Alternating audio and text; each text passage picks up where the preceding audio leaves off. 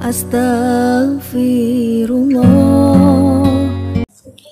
Assalamualaikum warahmatullahi wabarakatuh. Alhamdulillah, wassalatu wassalamu ala rasulillah wa ala alihi wa sahbihi wa mawala wa la hawla wa la quwwata illa billahi wa ba'du. Kita lanjutkan kembali kajian kita, masih membahas Kitabul Jami', dan kita masuk pada hadis keempat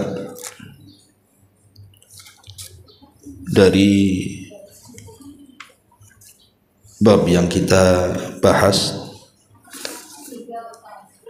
ketiga ya.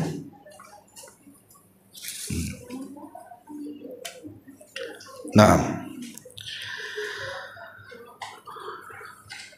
kita baca hadisnya. An Ibni Umar radhiyallahu anhuma qala qala Rasulullah sallallahu alaihi wasallam az-zulmu zulumatun yaumal qiyamati, muttafaqun alaih. Dari sahabat Ibnu Umar radhiyallahu anhuma, dia berkata, Rasulullah sallallahu alaihi wasallam bersabda, kezaliman itu adalah kegelapan-kegelapan pada hari kiamat.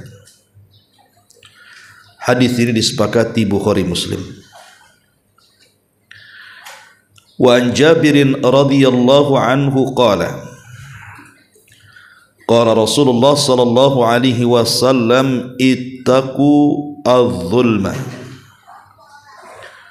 fa inna adh-dhulma dhulumatun yawmal qiyamati wattaqu syuha fa innahu ahlaka man kana qablakum, akhrajahu Muslim. Dari sahabat Jabir radhiyallahu an, dia berkata, Rasulullah sallallahu alaihi wasallam bersabda, jauhilah kezaliman, karena kezaliman adalah kegelapan-kegelapan pada hari kiamat. Jauhi pula sifat rakus, karena sifat itu telah membinasakan generasi sebelum kalian.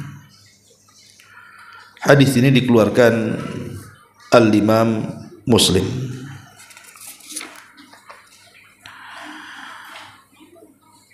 Ma'asyiral muslimat yang dimuliakan Allah Subhanahu wa taala, hadis ini adalah hadis yang menjelaskan kepada kita tentang ancaman berat bagi siapa? Bagi mereka yang suka melampaui batas, bagi mereka yang suka melakukan perbuatan semena-mena alias zalim. Bahwa orang yang melakukan kezaliman itu ada konsekuensi, di mana dia akan mendapatkan hukuman di dunia, bahkan hukuman di akhirat. Jadi orang zalim itu dua hukumannya. Di dunia dia akan diazab, di akhirat sudah jelas siksa dan azabnya. Adapun di dunia, karena Nabi sallallahu alaihi wasallam mengatakan, ma min dzambin ajjalallahu uqubatahu fid dunya qabla al-akhirah. Ada dosa, kata Rasul, yang hukumannya disegerakan di dunia sebelum akhirat. Salah satunya, kata Nabi sallallahu alaihi wasallam, al-baghi, kezaliman, perbuatan semena-mena dan melampaui batas kepada yang lainnya. Adapun di akhirat seperti hadis ini yang kita baca, di mana Nabi SAW mengatakan az-zulmu zulumatun yaumal qiyamah, bahwa kezaliman itu kelak akan menjadi kegelapan bagi dia pada hari kiamat. Ma'asyiral muslimat yang dimuliakan Allah Subhanahu wa taala, kalau seandainya kezaliman itu dilakukan oleh makhluk yang tidak berakal, umpamanya gunung mendolimi gunung, maka Nabi SAW bersabda, kalau seandainya ada gunung mendolimi gunung yang lainnya, tentu Allah akan ratakan gunung yang berbuat zalim itu. Kalau seandainya terhadap makhluk yang tidak berakal saja Allah akan menghancurkan gunung yang melakukan kezaliman kepada gunung-gunung yang lainnya, maka bagaimana pula dengan makhluk yang berakal seperti manusia? Makanya zalim itu sebuah dosa dari dosa-dosa besar. Al-Imam Adz-Dzahabi memasukkan kezaliman itu bagian daripada dosa besar dalam kitabnya Al-Kabair. Ma'asyiral muslimat yang dimuliakan Allah Subhanahu wa taala, di dalam beberapa ayat dalam Al-Quran menunjukkan kepada kita betapa kejinya perbuatan zalim itu, sampai-sampai Allah tidak suka dengan para pelakunya, seperti yang diisyaratkan dalam surah Al-Imran ayat 57, di mana Allah mengatakan wallahu la yuhibbuz zalimin, Allah sangat tidak suka dengan para pelaku zalim. Bahkan orang-orang yang zalim itu akan dijauhkan dari hidayah, sebagaimana dalam surah Al-Maidah 51, innallaha la yahdil qaumadz zalimin, Allah tidak akan memberikan hidayah kepada umat yang selalu berbuat zalim, bahkan diharamkan padanya al-falah, keberuntungan, sebagaimana Allah mengatakan dalam surah Al-An'am 21-nya, innahu la yuflihu zalimun, orang-orang zalim itu selamanya tidak akan mendapatkan keuntungan.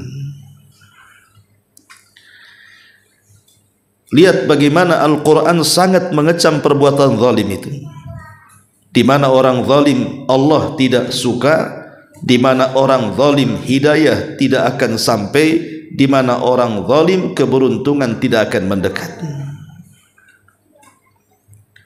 Makanya dahulu ulama salaf, seperti yang diriwayatkan dari Yazid ibn Hatim, dia mengatakan, ma hibtu syai'an qad haibati min rajulin zalamtuhu wa ana a'lam alla nasira lahu illallah fayaqulu hasbiyallah Allahu baini wa bainak. Kata Yazid ibn Hatim, dia mengatakan, aku tidak pernah takut kepada sesuatu pun, melainkan aku sangat takut kepada seseorang yang pernah kuzalimi, sementara aku tahu tidak ada yang menolong dia kecuali Allah, dan dia mengatakan, cukuplah bagiku Allah yang akan melindungi aku darimu. Lihat bagaimana dahulu para ulama saking takutnya kepada kezaliman, karena dia tahu bahwa orang yang dizalimi itu walaupun nampaknya lemah di mata kita, tapi dia punya kekuatan yang maha dahsyat dari Allah Subhanahu wa taala.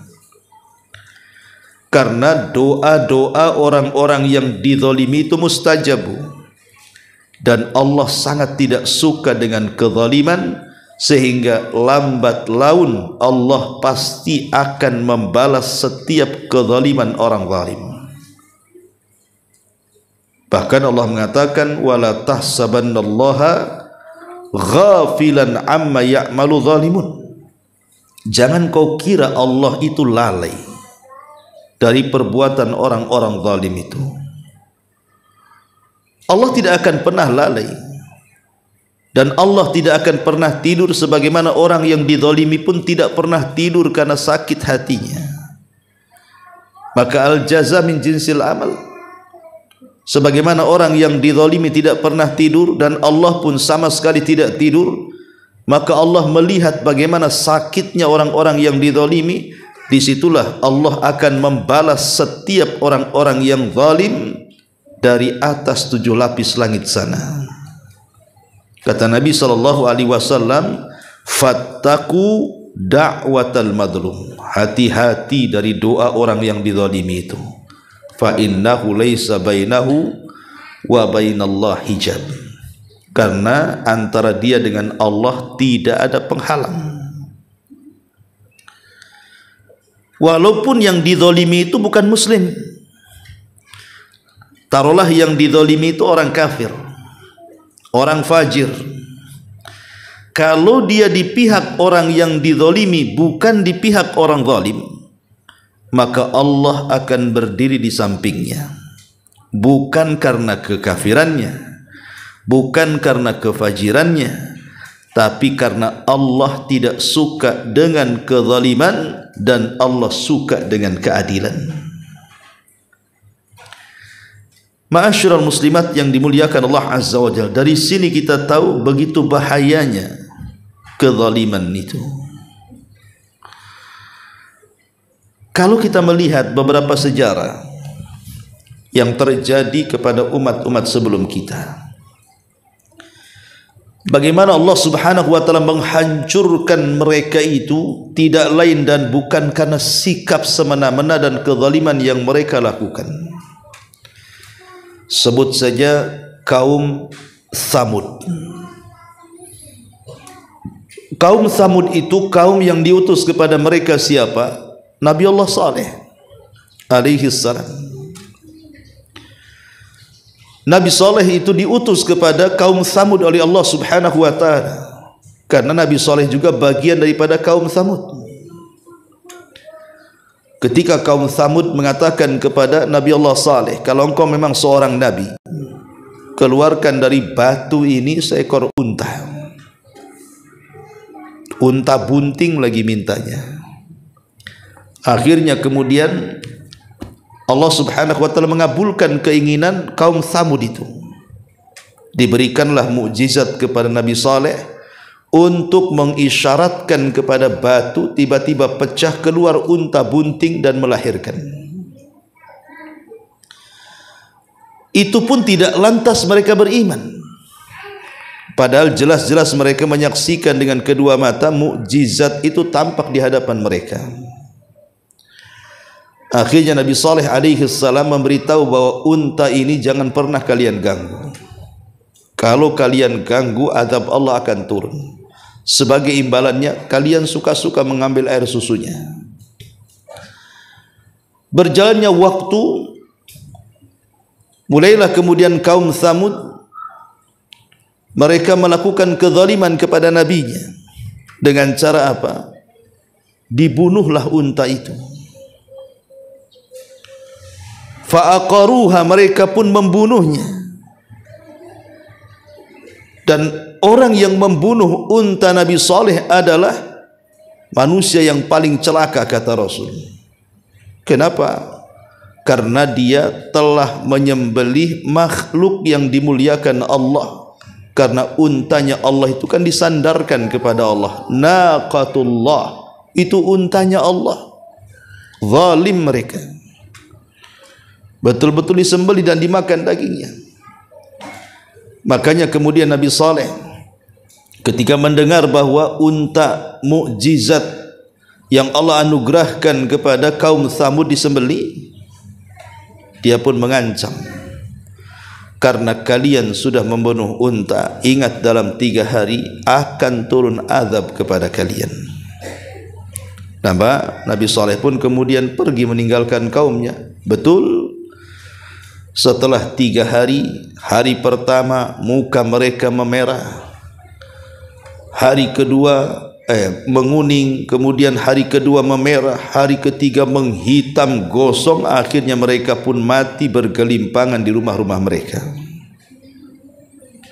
Begitulah akibat orang yang mendolimi nabinya. Bahkan yang lebih parah secara terang-terangan melakukan kezaliman adalah Fir'aun. Ketika Fir'aun ini bermimpi, dalam mimpinya ada api yang datang dari negeri Palestina menuju Mesir, kemudian melahap Mesir dengan api yang sangat cepat, seperti yang terjadi di Los Angeles sana itu. Anehnya, api itu tidak mengarah kepada perkampungan Bani Israel yang ada di Mesir, justru menghanguskan seluruh Mesir kecuali perkampungan Bani Israel. Mimpi ini bukan sekali dua kali, tapi berkali-kali membuat Fir'aun ini sakit kepala. Cobalah dia berunding dengan para penasehatnya, para spiritualnya. Kira-kira mimpiku ini apa sebenarnya isyaratnya? Rupanya para dukun, para penasihat spiritual Fir'aun mengatakan bahwa itu isyarat akan muncul seorang bayi yang akan besar di tengah-tengah Bani Israel dan akan meruntuhkan kekuasaan Fir'aun. Mendengar hal itu, Fir'aun pun geram, kemudian membuat kebijakan, dan kebijakannya ini murni 100% di atas kezaliman. Bagaimana tidak? Membunuh semua anak laki-laki. Setiap anak laki-laki lahir, bantai. Setiap anak laki-laki lahir, bunuh. Bahkan wanita hamil ditunggu tuh kehamilannya. Berapa bulan lagi dihamil, tunggu. Lihat nanti bayinya keluar, laki-laki ke perempuan. Kalau laki-laki, ambil, gorok, kan gitu ya. Kalau perempuan, biarkan. Dan itu berlangsung bertahun-tahun. Genosida, membunuh anak-anak yang tak berdosa. Wal mau'udatu su'ilat bi ayyi dzambin qutilat. Dan bayi-bayi yang dibunuh hidup-hidup itu, mereka akan datang kepada Allah atas dosa apa kau bunuh aku. Walaupun saya juga heran kan Bu, saya pikir orang yang bunuh bayi itu hanya dilakukan si Fir'aun saja. Rupanya hari ini banyak juga yang suka bunuh-bunuh bayi itu. Yang lebih parahnya lagi, tong sampah itu kan untuk sampah Bu, ini untuk buang bayi. Kadang-kadang bayi itu ditaruh di kardus, diletakkan di got, diletakkan di tong sampah, diletakkan di sembarang tempat. Coba bayangkan, dosa apa mereka coba? Ini kan kezaliman seperti Fir'aun membunuh bayi-bayi itu. Ma'asyiral muslimat yang dimuliakan Allah Azza wa Jalla, lah hal yang sama juga dilakukan Namrud. Namrud kan gitu juga tuh. Dia bermimpi, dalam mimpinya takut kekuasaannya digoyang, akhirnya dia membunuh semua anak laki-laki di zamannya. Kurang lebih tuh 1-2 saja tuh Namrud dengan si Fir'aun itu. Tetapi lihat akhir daripada kezaliman dua manusia yang mengaku Tuhan dan melampaui batas ini. Allah kirim kepada Namrud seekor nyamuk yang bersarang di otaknya. Entah berapa tahun nyamuk itu bersarang di otaknya, tidak mati-mati, sehingga mengakibatkan sakit kepala yang tidak ada tahu rasa sakitnya kecuali Allah. Setiap datang sakit itu, dia panggil pembantunya, disuruh mukul kepalanya dengan sandal tuh. Lambat laun otaknya gegar, akhirnya mati. Bayangkan mati ditepuk sandal Bu. Iyalah tiap hari ditepuk sandal, apa geger otaknya itu. Gak percaya coba saja. Adapun si Fir'aun Maka Allah Subhanahu wa taala tenggelamkan, fa'aghraqnahu, kami tenggelamkan Firaun wa junudahu, dan bala tentaranya yang zalim itu. Begitulah akibat kezaliman di dunia. Akibat kezaliman di dunia ini pasti ditampakkan oleh Allah Subhanahu wa taala. Qarun, sombongnya, naudzubillah. Sebelum dia menjadi orang kaya, Qarun ini orang miskin. Bahkan dia termasuk munawwir, orang yang suka melantunkan Taurat dengan suara indahnya, sehingga Bani Israel suka dengan Qarun itu karena suaranya bagus. Itu waktu miskin. Ketika dia datang kepada Nabi Musa alaihi salatu wassalam, meminta agar Nabi Musa mengajarkan kepadanya Ismul A'zam, nama-nama Allah yang agung, supaya Allah luaskan rizkinya. Ya, Nabi Musa pun tidak tahu yang gaib kan, Bu. Dia ajarkan karena lihat Qarun itu punya sisi baik, taat kepada Allah dan suka membaca Taurat. Maka dengan Ismul A'zam itulah akhirnya Qarun pun mencari kekayaan, meminta kepada Allah, dan Allah kabulkan sebagai ujian. Dari situ Qarun pun berkembang kekayaannya sampai melimpah ruah, sampai kuncinya saja yang bawa uli kuwah, orang-orang yang memiliki kekuatan. Bagaimana gemboknya, bagaimana pintu gudangnya, bagaimana gudangnya tuh, kuncinya saja dibopong orang yang kuat-kuat. Saking kayanya si Qarun itu. Tapi si Qarun ini tidak bersyukur dengan kekayaannya, justru malah melampaui batas dalam kehidupannya. Itulah yang Allah isyaratkan dalam Al-Quran, kalla innal insana la yatgha an ra'ahu istaghna. Sekali-kali jangan begitu. Terkadang kekayaan kalau sudah dibuka itu mudah melampaui batas, karena kekayaan itu sirru tughyan, rahasia zalimnya manusia. Karena harta adalah rahasia zalimnya manusia. Sebelum Qarun kaya, dia baik. Setelah dia kaya, mulai dia sombong. Bahkan bukan sombong kepada manusia saja, sombong kepada Allah, dan menasabkan nikmat itu bukan datang dari Allah, justru menasabkan nikmat datang dari dirinya dan mengatakan innama utituhu min ilmin indi. Ini semua hasil jerih payah saya, katanya. Lah setelah kemudian kaya, dia pun iri hati kepada Nabi Musa. Kenapa orang-orang itu kok memuliakan Nabi Musa sementara dia tidak muliakan, padahal dia kaya raya, terpandang, dan begitu seterusnya. Mulailah dia ingin melakukan kezaliman kepada nabinya. Dengan cara apa? Ingin memfitnah Nabi Musa berzinah dengan seorang pelacur, supaya nama baik Nabi Musa itu hilang, kehormatannya hancur, dan orang-orang pun mencelanya dan menjauhinya dan tidak mengikutinya. Akhirnya Qarun pun mencari seorang wanita pelacur, kemudian dibayar, disuruh mengaku berzinah dengan Nabi Musa. Setelah mendapatkan seorang wanita, maka Qarun menjanjikan akan mendapatkan sekian dan sekian dari harta asal kau mengatakan aku berzina dengan Nabi Musa di hadapan manusia. Pada waktunya akhirnya Qarun mengumpulkan manusia, kemudian mengundang Nabi Musa untuk hadir.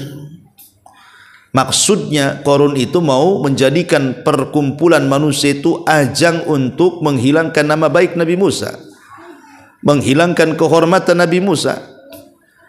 Setelah manusia kumpul, maka wanita pelacur itu sudah berdiri. Kemudian Qarun mengisyaratkan agar dia pura-pura menangis, kemudian pura-pura dia melakukan hubungan dengan Nabi Musa, dan Musa tidak bertanggung jawab kepada dirinya. Tapi entah apa yang membuat wanita ini tidak berani mengucapkannya. Allah lembutkan hatinya, tidak jadi dia ngomong. Terkadang pandangannya melirik Nabi Musa, terkadang pandangannya melirik Qarun. Dalam hatinya ada perasaan kasihan kepada Nabi Musa. Sama saja kalau saya mengatakan sudah berzina dengan Nabi Musa, berarti saya sudah menghina seorang nabi. Wanita itu mengurungkan niatnya, kemudian dia pun mengatakan, sungguh aku dibayar Qarun untuk menjelek-jelekan Nabi Musa. Malah berbalik kepada Qarun. Dari situlah Musa marah. Ya. Lihat bagaimana kezaliman Qarun itu. Makanya wajar kalau seandainya Allah Subhanahu wa taala azab dan Allah katakan fa khasafna bihi wa bidarihil ardh. Kami tenggelamkan si Qarun ke dasar bumi dan seluruh kekayaannya. Begitulah dampak dari kezaliman. Kezaliman itu tidak akan selamat. Karena tidak ada dosa yang disegerakan sekali lagi di dunia sebelum akhirat itu kecuali kezaliman dan orang yang memutus kekerabatan. Dan banyak kisah-kisah umat terdahulu, karena hampir semua umat-umat yang membangkang nabinya kemudian Allah binasakan itu karena melampaui dan sikap semena-mena mereka kepada nabinya. Di zaman Nabi, lihat salah satu paman Nabi SAW yang getol memusuhi Nabi siapa? Abu Lahab. Abu Lahab itu adalah paman Rasul yang sangat getol memusuhi Nabi. Bahkan sebelum ada orang memusuhi Nabi, dia orang yang pertama kali mengibarkan bendera perang. Abu Lahab itu. Celakanya si Abu Lahab ini kompak pula sama istrinya, si Ummu Jamil atau Arwah bintu Harbin itu. Kompak di dalam menyakiti Nabi dan menghalang-halangi dakwah dengan cara apa? Melakukan kezaliman. Terkadang ada saja orang yang kompak di masyarakat itu suaminya jahat, istrinya pula sama, 11-12. Maka jangan seperti keluarga Abu Lahab, kompak dalam kejahatan. Jangan, ya, istrinya yang jaga lilin, suaminya pula yang ngepet di luar. Itu kan kompak tuh ya. Jadi Abu Lahab ini dia selalu meletakkan kotoran di rumah atau di pintu rumah masuk ke rumah Nabi, di rumahnya Khadijah. Kan di zaman itu Bu jarang orang pakai sandal kan Bu ya, karena sandal itu mahal. Sandal itu dipakai kalau safar saja, kalau tidak safar jarang orang dulu itu pakai sandal tuh. Sehingga kalau seandainya nyeker mudah nginjak apapun yang diinjaknya. Makanya terkadang diletakkan kotoran pula di situ. Sampai satu hari Nabi SAW sempat marah dan mengatakan, apakah seperti ini kalian menghormati tetangga-tetangga kalian? Sampai Hamzah ngamuk gara-gara perbuatan Abu Lahab. Dan dengan sebab itu masuk Islamnya Hamzah. Tidak cukup Abu Lahab yang meletakkan kotoran, si Arwa pula bintu Harbin ini meletakkan duri-duri di jalan. Kemudian menjadi kompor melon 5 gas yang kesana kemari mengompori orang-orang tuh. Makanya Allah bahasakan hammalatal hatab, kemana-mana bawa kayu bakar Bu. Bukan dimaknai kayu bakar itu maksudnya makna sesungguhnya, di mana Arwah itu membawa-bawa satu ikat kayu bakar ngapain? Bukan itu maksudnya. Ini sebuah kinayah. Artinya kayu bakar itu untuk menyulut permusuhan. Ke sana ngomong ini, ke sini ngomong itu, alias namimah. Iri hati dan dengki. Kompak pokoknya suami istri ini. Karena kekompakan itulah Allah Subhanahu wa taala turunkan ayat sebagaimana hukuman mereka. Tabbat yada abi lahabi wa tab. Ma agna anhu maluhu wa ma kasab. Sayasla naran dzata lahab wa imra'atu hammalatal hatab fi jidha hablum min masad. Allah turunkan ayat. Dan ayat ini menjadi ayat yang selalu dibaca manusia, seolah-olah kutukan kepada Abu Lahab senantiasa dibaca sejak turunnya ayat ini sampai hari ini, bahkan sampai kiamat dibangkitkan selama Quran dibaca. Sampai-sampai surah Tabbat itu tidak diletakkan di pertengahan Al-Baqarah, Bu. Kalau surah Tabbat itu diletakkan di pertengahan Al-Baqarah, mungkin yang baca jarang, karena jarang orang baca Al-Baqarah, jarang orang baca Al-Imran, ya. Tapi Allah sendirikan menjadi surat pendek bagian daripada juz amma, sampai semua orang menghafalnya, dari kakek-kakek, nenek-nenek sampai anak kecil hafal surat Tabbat itu. Bahkan jadi surat favorit pula, ya. Untuk menunjukkan apa? Kutukan Allah kepada Abu Lahab itu terus dibaca manusia. Begitulah balasan orang-orang yang zalim. Bahkan Abu Lahab pun diwafatkan dalam kondisi mengenaskan. Ketika dia hendak safar, kemudian sakit di tengah jalan sampai akhirnya mati, bangkainya tidak sempat dikuburkan, membusuk, anak-anaknya tak mau dekat, akhirnya dilempari batu. Begitu cara penguburannya. Na'udzubillah. Begitulah akibat para pelaku zalim. Allah pasti akan buktikan. Makanya kezaliman ini bagian daripada su'ul akhlak, akhlak yang buruk. Ulama mengatakan, jangan pernah menzalimi kepada manusia, khususnya kepada 3 manusia. Karena 3 manusia ini, kalau seandainya ibu zalim kepada mereka, lebih cepat azabnya dibandingkan yang lainnya. Siapa 3 manusia ini? Pertama, jangan zalim kepada orang tua. Karena zalim kepada orang tua itu hukumannya cepat di dunia sebelum akhirat. Dan itu sudah banyak kejadian dari masa lalu sampai hari ini. Contoh kisah Jurej Al-Abid dari Bani Israel. Dia sedang sholat sunnah, dipanggil-panggil sama ibunya, ya Jurej katanya kan. Jurej sedang sholat sunnah, Bu. Dalam hatinya Jurej, kalau kubatalkan aku durhaka kepada Allah, kalau tidak kubatalkan aku durhaka kepada orang tua. Perang batin. Padahal sebenarnya sholat sunnah itu boleh dibatalkan, karena seruan orang tua itu hukumnya wajib kan, Bu. Tapi karena Jurej ini jahil, hanya ahli ibadah saja tapi sedikit punya pengetahuan, dia lebih memilih melanjutkan sholatnya. 1 kali ibunya masih memaafkan, 2 kali ibunya masih memaafkan, 3 kali, 4 kali, oh tidak bisa. Marah ibunya, setiap dipanggil lagi sholat, setiap dipanggil lagi sholat. Maka ibunya mengutuk Jurej untuk diwafatkan kecuali dipertemukan dengan wanita pelacur. Subhanallah. Doa seorang ibu yang tersakiti mustajab.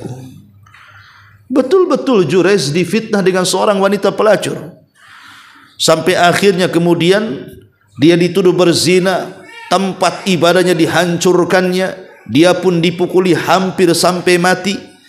Kalau bukan karena Allah, tentu Jurej akan mati itu, dikeroyok Bani Israel. Tapi Allah berkehendak tidak. Jurej hanya mengatakan kepada Bani Israel, mana bayi yang kalian tuduhkan itu anakku hasil perzinahanku dengan wanita pelacur itu. Didatangkan tuh bayinya, kemudian ditusuk dan mengatakan, man abuk, siapa bapakmu? Kata bayi, bapakku penggembala kambing. Subhanallah, inilah bayi ajaib. Sekarang kalau ada bayi bisa ngomong, bahaya kan, Bu? Ya. Anak siapa kamu? Anak tetangga, kan repot kan. Ya. Jadi bagaimana di sini kisah Jurej ini menunjukkan bahwa padahal Jurej itu kan tidak menyakiti secara langsung kan, Bu. Dia tidak ngomong kasar kepada ibunya, dia juga tidak menzalimi dan menyakiti dengan fisiknya. Dia hanya sholat dan tidak memenuhi panggilan itu saja. Habis sholat ya Jurej datang kepada ibunya, tapi waktu sholat dia tidak membatalkan, itu saja langsung dihukum oleh Allah dengan doa ibunya tuh. Macam mana orang yang menyakiti orang tuanya dengan lisannya, dengan fisiknya, dengan perbuatannya, sampai melukainya, bahkan sampai membunuhnya, naudzubillah. Ini satu, jangan pernah zalim kepada mereka. Bahaya, orang tua itu keramat hidup kita. Yang kedua, wali-wali Allah. Jangan zalim kepada wali-wali Allah. Karena yang zalim kepada wali-wali Allah, kata Allah dalam hadis kudusinya, man adali waliyan faqad adzantuhu bil harbi. Siapapun yang memusuhi wali-waliku, kata Allah, maka dia telah mengumandangkan perang melawanku. Siapa yang menang perang melawan Allah? Tidak ada. Jangan sakiti wali-wali Allah, Bu. Nampak ibu punya kawan, punya tetangga, rajin sholatnya, rajin zikirnya, rajin baca Qur'annya, baik hubungan bertetangganya, murah senyumnya. Jangan sakiti, Bu. Siapa tahu dia itu wali-wali Allah. Pokoknya jangan sakiti orang baik. Karena kita tahu boleh jadi orang baik itu adalah pilihan Allah dari wali-walinya. Sebab kalau seandainya kita menyakiti orang baik, orang taat, orang ahli ibadah, ingat, Allah yang akan menyerang kita. Dan kita tidak mungkin menang kalau diserang Allah subhanahu wa ta'ala. Yang ketiga, jangan menyakiti orang susah. Jangan menyakiti orang miskin. Karena orang miskin itu mustajab doanya. Karena ada hadis yang mengatakan, terkadang ada orang yang compang-camping, pakaiannya penuh debu, rambutnya, tapi kalau sudah bersumpah atas nama Allah, lau aqsama 'ala Allah la abarrah, pasti doanya mustajab. Jangan sakiti mereka. Justru sebaliknya, sayangi orang-orang miskin itu, bukan disakiti. Sayangi mereka. Seperti anak-anak yatim atau anak-anak yatim piatu, anak orang-orang susah, jangan sakiti. Doa mereka mustajab. Kalau sampai disakiti, ingat azab Allah akan disegerakan. Sebagaimana hadis tadi yang saya baca, tidak ada satu dosa yang disegerakan sebelum akhirat kecuali kezaliman. Masyarul muslimat yang dimuliakan Allah subhanahu wa ta'ala, zalim ini kan ada gambaran-gambarannya nih, Bu. Pertama, ada zalim seorang hamba kepada Allah. Seperti umpamanya dia mengingkari wujud Allah, ataupun menisbatkan rububiyah Allah kepada selain Allah, bahwa di sana ada pencipta selain Allah, di sana ada pengatur selain Allah, dan begitu seterusnya, atau mengingkari sifat-sifatnya. Itu zalim kepada Allah artinya. Kemudian yang kedua, ada zalim kepada diri sendiri. Contohnya apa? Ibu meninggalkan wajib, ibu jatuh kepada yang haram, lah itu namanya zalim kepada diri sendiri. Itu tidak mau sholat, itu zalim namanya kepada diri sendiri. Tidak mau puasa, tidak mau bayar zakat, udah mampu tak mau haji, itu namanya zalim kepada diri sendiri. Atau mabok gitu ya, itu zalim, karena itu selain merusak kesehatan juga perkara yang haram gitu ya. Tetapi dari zalim pertama dan yang kedua, yang paling bahaya itu yang ketiga. Sebab zalim yang pertama, zalim kita kepada Allah itu, kalau kita minta ampun selesai, Allah pasti mengampuni dosa-dosa kita. Begitu juga yang kedua, kalau kita minta ampunan dari Allah, pasti Allah akan ampuni. Yang ketiga ini tidak bisa digantungkan ampunannya. Zalim kepada sesama hamba, seperti zalim mengambil harta mereka dengan cara mengurang-urang takaran, mengurang-urang timbangan, mengurang-urang meteran, curang dalam dagang, korupsi, mencuri, merampok, merompak, dan begitu seterusnya. Ini zalim terhadap harta. Atau zalim terhadap kehormatan. Ibu caci maki dia, ibu rendahkan dia, ibu gibah dia, ibu hina dia. Nah, itu zalim kepada kehormatan orang tuh. Ya. Ataupun mungkin zalim kepada jiwanya. Ibu sakiti dengan memukulnya, bahkan sampai dengan pembantaian dan membunuhnya, naudzubillah.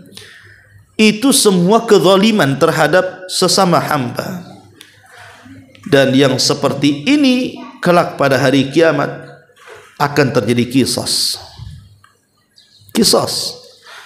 Makanya zalim yang ketiga ini sampai-sampai Nabi SAW mengatakan dalam sebuah hadisnya, man kana indahu li akhihi madlamatun min irdin aw syai'in falyatahallal minhumul yawm qabla an la yakuna dinarun wala dirhamun fa in kana lahu amalun salihun ukhidha min hasanatihi biqadri madlamatihi fa in lam yakun lahu hasanatun ukhidha min sayyiati sahibihi wa humila alaihi, katanya. Kata Nabi SAW, barang siapa yang pernah menzalimi kehormatan atau sesuatu yang lain yang dimiliki saudaranya, hendaklah meminta dihalalkan pada hari ini sebelum datangnya hari ketika dinar dan dirham tidak berlaku lagi. Jika dia memiliki amalan saleh, kebaikannya diambil sesuai dengan kezalimannya. Jika dia tidak memiliki kebaikan, kejelekan saudaranya akan ditanggung dan ditimpakan kepadanya. Bangkrutlah dia. Itulah yang Allah katakan, ma ta'uddunal muflisa fikum. Siapa orang yang bangkrut menurut kalian? Inilah orang bangkrut, orang yang zalim. Itu orang yang paling bangkrut. Makanya wajar kalau Rasul mengatakan az-zulmu dzulumatun yaumal qiyamah. Zalim itu kegelapan pada hari kiamat. Karena isinya kebangkrutan. Dia akan bangkrut, ya. Dia tidak mungkin, ibarat ilmu dagang itu modalnya hilang, hutangnya pula setumpuk. Itulah namanya bangkrut, Bu. Dan itu karena kezaliman. Maka sekali lagi, hadis ini bagus sekali untuk berikan nasihat kepada kita. Sekecil apapun kezaliman jangan dilakukan. Baik berkenaan dengan kehormatan orang, baik berkenaan dengan jiwa raga orang, gitu ya. Hati orang disinggungnya oleh kita, jangan. Karena kezaliman itu hukumannya di dunia sebelum akhirat. Karena terkadang kita ini latah, kan, Bu. Kadang-kadang orang jalan dikomentari, itu zalim, Bu. Ya. Kok jalannya aneh orang itu, katanya. Biarin orang jalan, mau aneh mau enggak urusan dia jalan, kan, Bu. Kenapa Ibu komentari? Kok aneh bajunya, katanya. Kok aneh ininya? Enggak perlu dikomentari, itu zalim. Sebab kalau dengar enggak enak perasaan dia, kan. Dan itu juga bagian daripada ghibah masalahnya. Jadi penting sekali. Terutama kan zalim itu kan merata, ya. Seperti zalim kepada orang tua, zalim kepada pasangan, zalim kepada anak-anak, zalim kepada tetangga, zalim kepada rekan-rekan dan teman-teman, zalim bahkan kepada orang kafir pun, ya. Terkadang kita ini zalim kepada mereka. Jadi zalim ini menyeluruh sifatnya. Makanya kenapa Rasul mewanti-wanti, dan Allah juga mengharamkan kezaliman kepada dirinya sebagaimana Allah haramkan kezaliman itu kepada sesama hamba-hambanya. Wallahu a'lam bishawab. Ini yang bisa saya sampaikan. Silahkan sebelum saya tutup, kalau ada yang mau bertanya.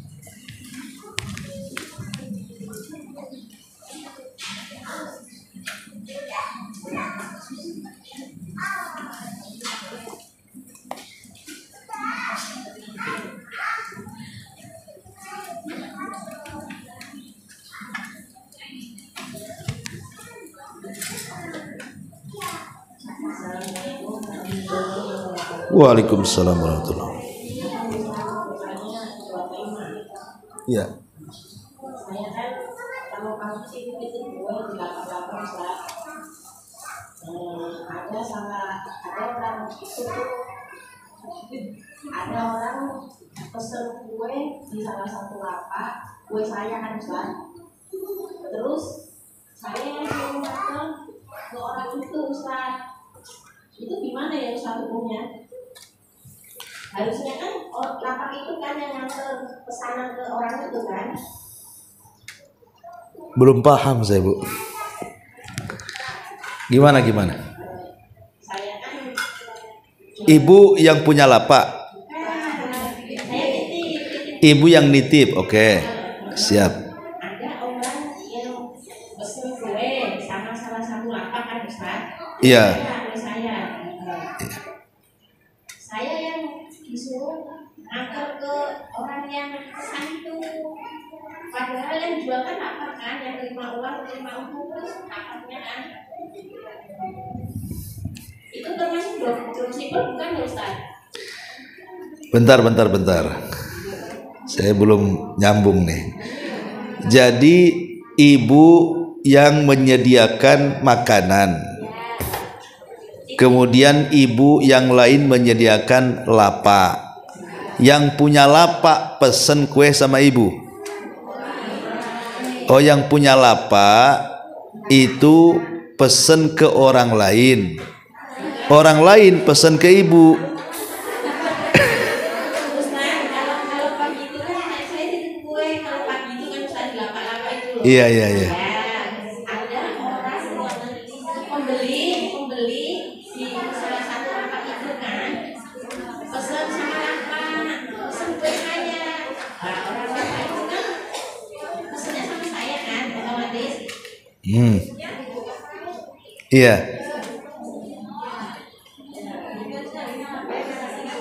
Pertanyaannya apa, Bu?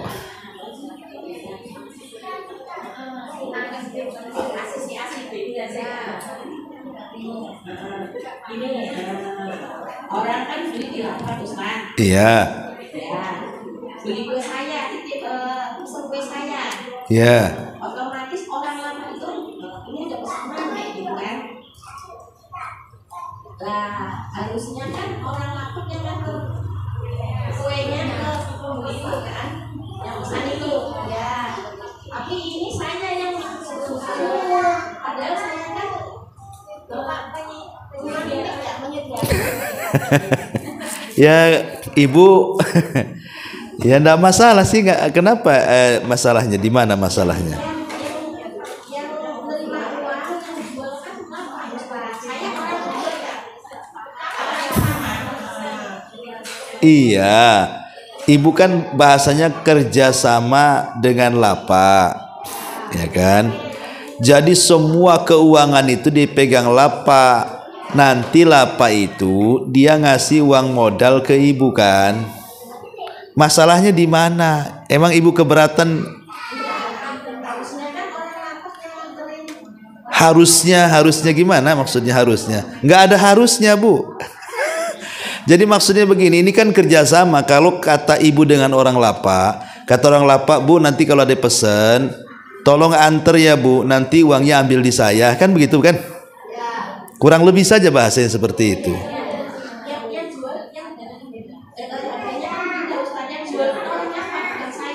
Betul. Orang lapak itu kan jual barang ibu ke orang lain, ya kan? Kemudian kata orang lapak, Bu, ada yang pesen, tolong antar. Nanti uangnya saya ambil di saya. Setelah dia mengambil keuntungan kan? Kan begitu kan, Bu? Putar-putar cerita dari awal sampai akhir kan di situ kan? Ya. Hukumnya gimana kan begitu tadi itu? Ya. Boleh nggak yang seperti ini? Ya nggak masalah. Ya, nggak ada hukum dari segi apanya yang ditanyakan, karena kan ibu sudah ada kerjasama. Ibaratnya ibu menjadikan tukang lapak itu taukil. Taukil itu apa, Bu? Mewakili posisi ibu, menjual barang ibu. ibu pasrahkan kepada dia sebagai wakil barang yang akan dijual dari ibu dengan keuntungan sekian kan begitu. Jadi posisi lapak itu taukil sifatnya, mewakili barang-barang ibu yang akan dijual. Kemudian dia mempromosikan kepada orang karena kan barangnya bersifat jelas, barangnya kan tidak goror ya, artinya kan jelas gorengannya apa, rotinya apa, seperti apa, kan jelas itu ya. Jadi itu sebenarnya kembali kepada ibu dengan dia. Kalau ibu keberatan mengantar kan gitu, ya ngomong sama orang lapaknya, jangan dipendam dalam hati ya. Iya, wallahu a'lam.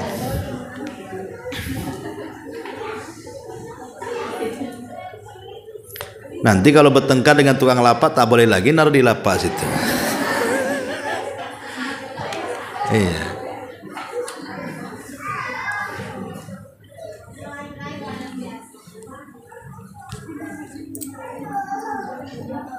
Iya. Udah.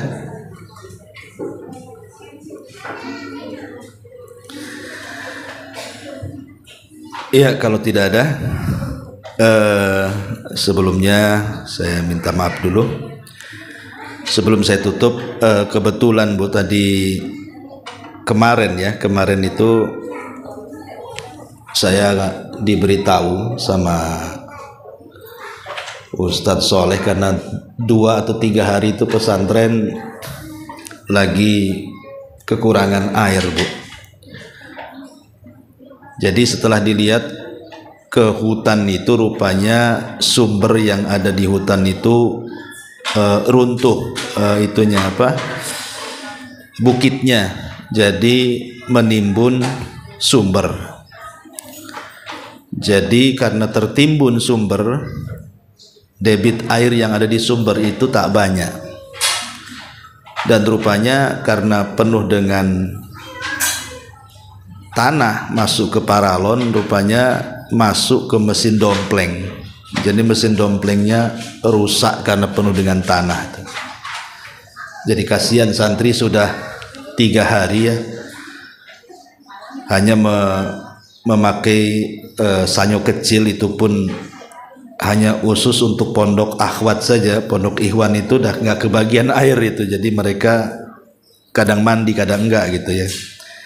Jadi saya lagi buka donasi Bu, karena segera harus diganti mesin domplengnya. Mesin dompleng pula agak mahal ya, karena kan yang pakai listrik itu kemarin waktu yang pertama beli itu sekitar 25-an gitu ya mesin dompleng itu.